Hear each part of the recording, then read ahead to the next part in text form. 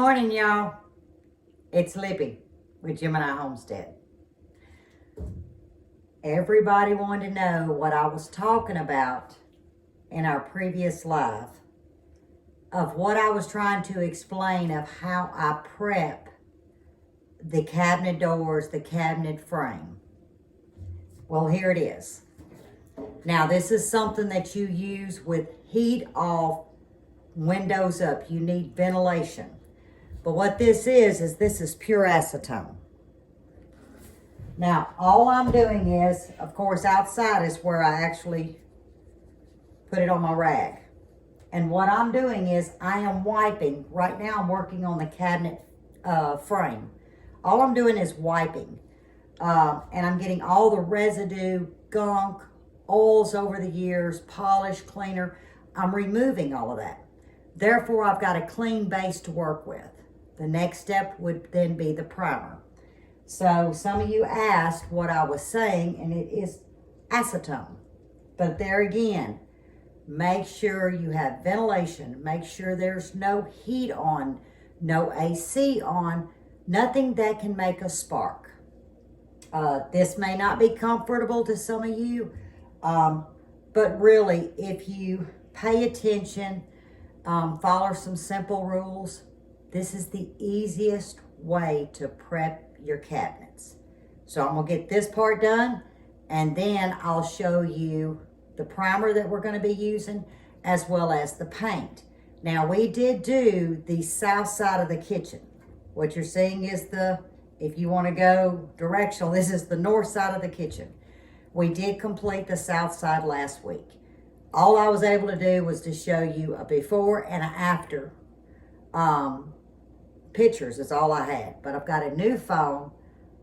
I think I've just about mastered how to do a video on it. Now, I don't know about the editing, but we got a video.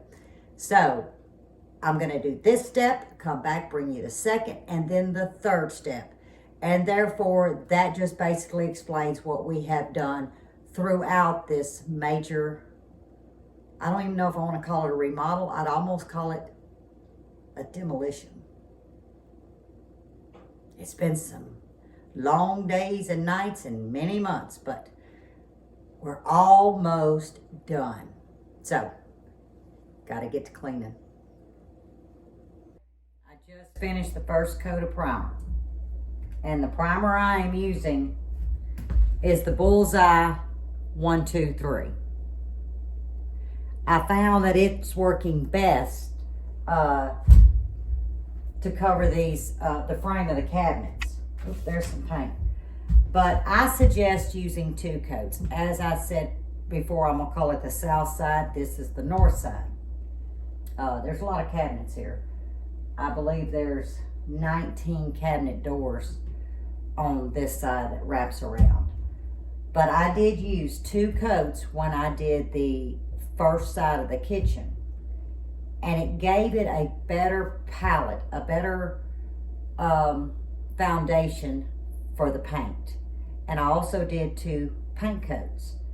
But I'm gonna take a break, but I wanted to come back and show you, this is the primer that I'm using. Now, I haven't done the facings of the cabinets, meaning the cabinet doors. Those are out in the shed. What I'm trying to do is get the framing of the cabinets done. Now, I will say, and let me see if the camera can pick it up. I've done the facing, okay? But I've also done the inside of the cabinet facing, not the actual inside of the cabinets. I don't feel that that's necessary. That's just an extra amount of work that really isn't necessary. But the first coat, as you can see, it's gonna be splotty. But when you get that second coat of primer on, oh, it makes a world of difference, especially when you go to painting. And I'll also show you the paint brushes that I'm using. Right now, I'm just using a Worcester 2.5 inch small handle, a good grip. I'll have to show it to you. It's over here on the other side, and I don't have any gloves on. But yeah, I'm glad this part's done. It takes a lot of time, y'all, but it's well worth it. So, first coat of primer's on. It gets tacky and it dries fairly fast. I will give it an hour and I'm going to come back, put the second coat on, and I'm going to walk away and move to the actual cabinet doors. So we'll be back when we get ready to paint, and I'll show you the paint that I'm using and the color. Good morning. We are on day 2. I told you I'd come back with the paint. Now, as you can see, we have now removed all the trim from the counters. We're about to get ready to do the countertops. So what I have done is I've got the second coat of primer on the bottom. On the top, I've got my first coat of paint. And a lot of you wanted to know what paint, what color. It's the Dutch Boy. And the paint color is ivory white. Now this is formulated for wood. So I've got one coat on. Now there is 34 cabinets on this side of the kitchen. They're out in the wood shop, and the back side has the first coat of paint. But I'm fixing to put the paint on the top. I will not be painting the bottom until the countertops are in place, because I don't want to nick the paint. I'd rather nick primer than nick the paint. But we also decided, some of you have asked about how we're laying the countertops using the dowel rods. So we're going to go ahead and incorporate that into this video. But I'm going to get started putting my second coat of paint on the top, get the doors done and completed, and have them hung, because that has nothing to do with the lower half. These countertops are fixing to be something else, y'all. And then of course we have the backsplash, we have the front trim to do, but we're going to go ahead and include that in because I was glad that some of you asked about the dowel rods and what type of countertop we were using, and the best way to explain it is to video it. So wish me luck. I'm still in these clothes. Oh, by the way, find you the oldest set of clothes you can. And when you get through doing a demo like this, you can just take them off and chunk them. Because I am literally wearing probably a half a gallon of paint. It's in my hair. I advise anyone, when you're painting, when you paint underneath the cabinets, do that first. Yes, yesterday I did the top. Then I squatted down to do the bottom, and when I came up, yeah, I had a handful of paint because I bumped my head, and it was just, I got a picture of that. I'll figure out how to put that in this video. Oh my word. But at least it's a water-based enamel, and I should have said that. This is a water-based enamel. You want to use an enamel paint on your cabinet doors and cabinets. Therefore, you can easily clean them. It takes patience to do the acetone, 2 coats of primer, and there'll be 2 coats of paint. Now, I did use a different brush, that Worcester, as I was telling y'all. My finishing brush is a Worcester also, but it's called a finishing fine brush, no streak. That's what I'm fixing to use now, because you want a good smooth surface. So I'll bring you back when it's time to do the countertops, and I'll let Buddy explain to y'all how we chose to do these countertops on a budget. All right, everybody, we're in the kitchen here now. We had some comments on the last when we showed the other side as to, you know, certain steps of how we were doing some things. So we decided we'd bring in here and kind of show a little bit of each step as to what we're doing. And I'm gonna overlay this. We've got sheets of laminate or formica, whatever you want to call it. And I was planning on taking these countertops out, taking them out to the shop. It's not gonna happen because they built these tops and they screwed them to the cabinets and then glued formica on top. So I'm gonna overlay these and redo the trim front and the backsplash. So I cannot remove them, so I'm gonna have to do them in place. And what we got here, I don't know if you can see here, but there's this wall here is one angle, this wall here is one angle, and then you got a wall right here that's got another angle. So you got 3 angles here to contend with. And I want to cut this out of one full sheet. I don't want no seams in it. So you can do it with a measuring tape and an angle finder and go lay it all out, but I'm gonna tell you what, this is simple, it's the easiest way right here. Make you a template. Start over, get rough on the edge. Turn you around here a little bit. Whoop, a little bubble. You get over here, you see, I'm gonna run it long. I'm gonna leave it long up to the edge of the stove, because I'm gonna, once I get ready to lay, I'm gonna move the stove out, lay my laminate once it's pre-cut, and I'm gonna leave a little hangover, because I'm gonna trim that with a flush trim bit on the router. Now, I can trim the front edge all, but I can't trim the back, because I couldn't take them off. So I lay that up there, I get it square over the wall, I leave it long here. You can see it's hanging over about 4 inches. I'm not worried about this outside. I want my excess out here. I'm wanting to make that back, get those dimensions. You just take it, well, there's a gap there. It's right at a corner. So instead of doing it, I just get square on this wall, find your corner back there, let it overlay. I'll bring you in here a little bit and show you this. It's gonna give you you're gonna have a triangle there that you're not gonna have anything. But you can take your ruler or square and make that template come back together. Lay that on top of this one. You got this one over here in this corner. Leave it rough. Start working it around and keep laying them around the wall. Set you back up here. I'm not real good with these tripods and stuff, but I'm trying to give you a gist of it. Lay this on here and just keep stacking them. Come on around till you get to the next one. Leave it overlaid. You can overlay and tape it. Find that corner in there. Turn you a little bit here. And then you get to this one. Come straight off, find that corner, lay it over. And then leave this one loose and rough over the edge out here on the outside. Then take masking tape and tape each one of those together. Then you can take it outside, lay it on your sheet, trace around that side, go ahead and cut it. Then you can bring it in here and we'll get to that step. We'll show you how we rough it up and glue it and then roll it in, and then we'll trim the outside with a laminate cutter. I just wanted to show you real quick before I got too far in as to how I make a template. To me, it's a lot quicker than measuring, finding your angles. There's no walls true. It may be the right angle over here and it may be 6 inches down here, may be rough, so it may be off. So I'd rather just lay this in there, get everything square, tape it up, take the whole template, roll it up, take it out there and lay it on a full sheet, trace around it. I can cut it, bring it back in here and dry fit it, know that it's right. Then we'll put the glue and move from there. But we'll come back when we get to that step. But just wanted to catch everybody up where I was making this template. But we'll be back. All right, we're back. As you know, we took our poster board, we made that template, showed y'all. Took that template, went out to the shop, we pre-cut a piece of laminate and brought it in here and dry fit it. And it turned out right, thankfully.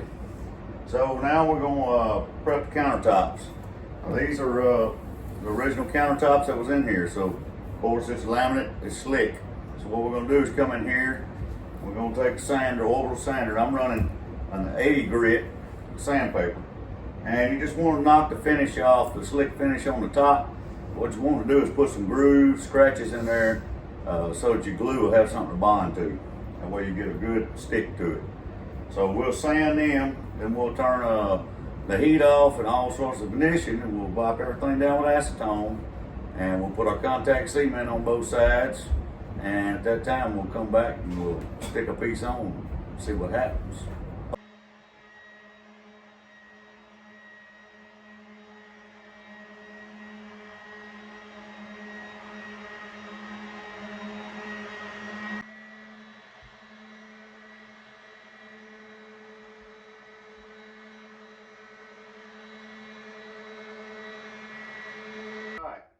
Countertop sanded, wiped down with acetone, and we are fixing to apply contact cement. You apply it to the countertop and you apply it to the back side of the laminate. Let both of them be separate, not touching each other. 15 to 20 minutes depending on the temperature, humidity. You kind of got to make a choice of that your own. It's when it gets don't have a sheen, it's just tacky but not runny. It's pretty close to ready, and then you'll know it. It'll sit to where it's not looking the same, and you'll know when it's right. But next step will be putting it on the countertops over here. And that's where we're headed now. I gotta get my sheet of laminate laid up there and we'll start applying the glue.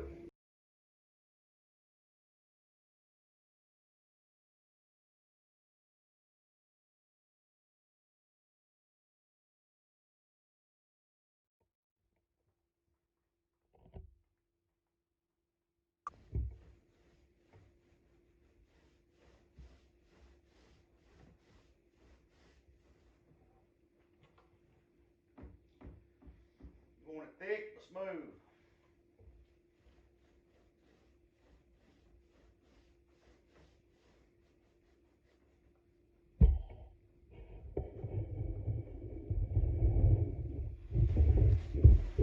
Alright, all our contact cement is applied on cabinet top finish and on the bottom side of the new laminate.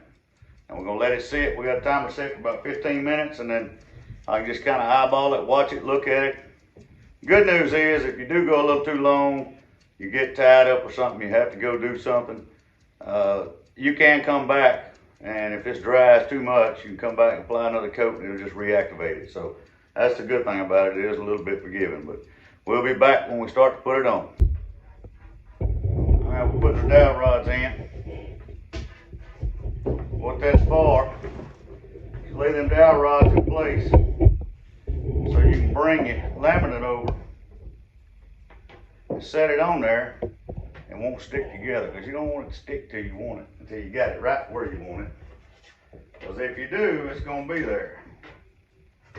Now there's a possibility you can grab you a hot iron, go to mopping, and hopefully you can get it pulled off, but it don't always work like that. A lot of times you'll tear it all to pieces before you get done and have to start all over. We don't want that to happen.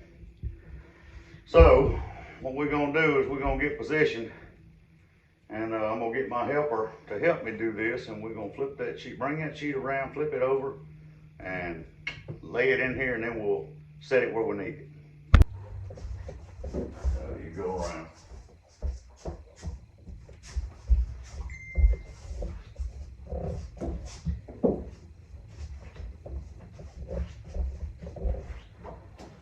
Alright, we're gonna flip it over. Put your end up on the dowels. Set it up in there. All the way up on the dowels. Okay. Slide it into place where we want it. Get it all worked into the walls. You gotta come your way a little bit down there. Like that.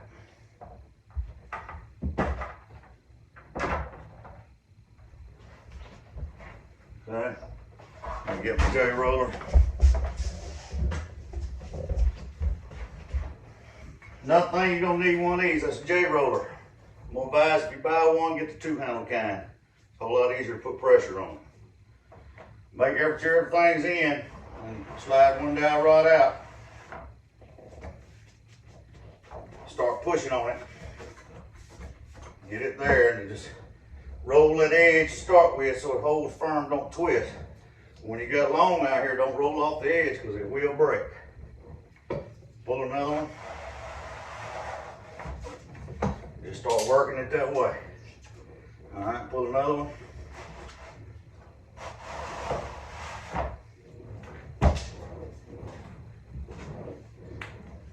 Pull another one. And just keep that in there firm. All right, you can pull. Pull it.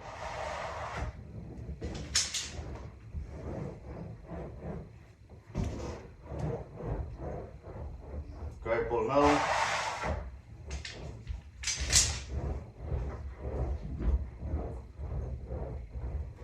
Okay, pull another one.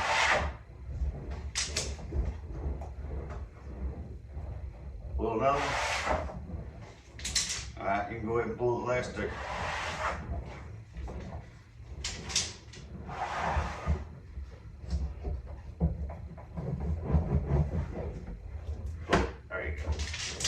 And that's it, it's there. Now we'll roll it in. It'll be stuck like Chuck, and we'll come back when we're gonna cut it.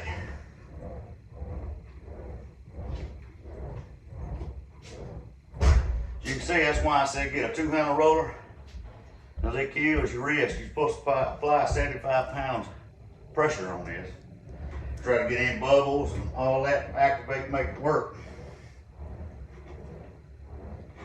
But we'll be back when we go to cut.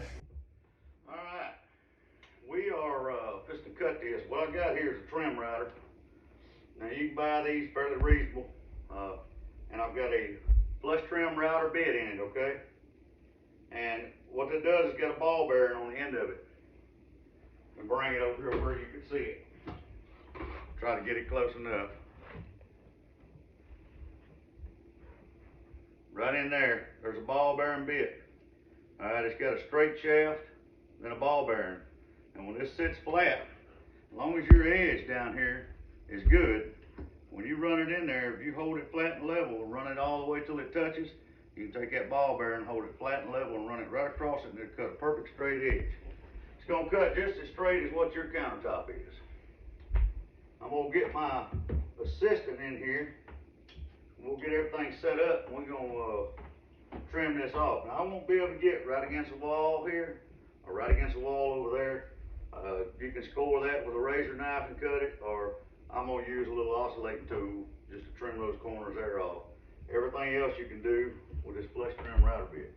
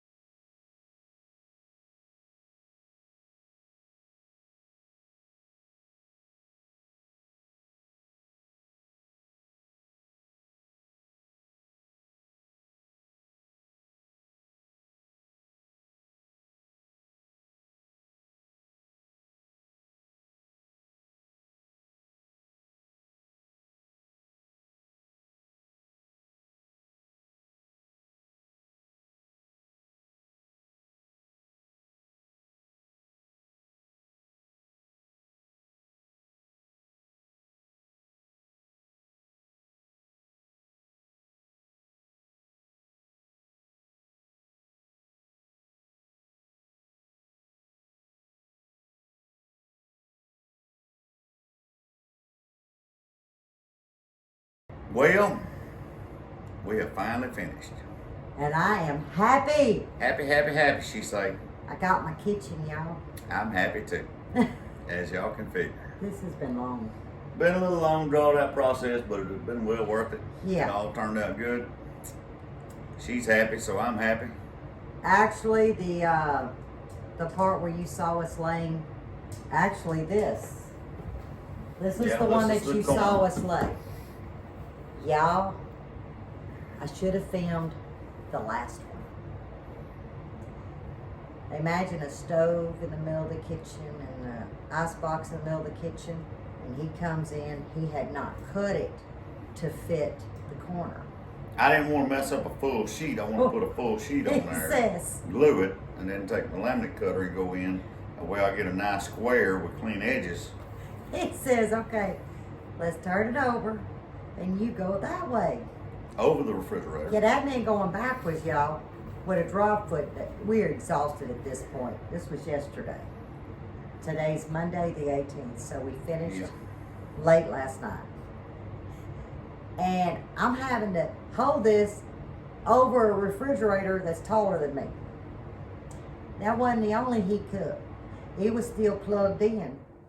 Me and the cords kind of got a little tangled up, but let me tell you. It was unplugged afterwards. I wasn't dropping that $17 sheet of laminate.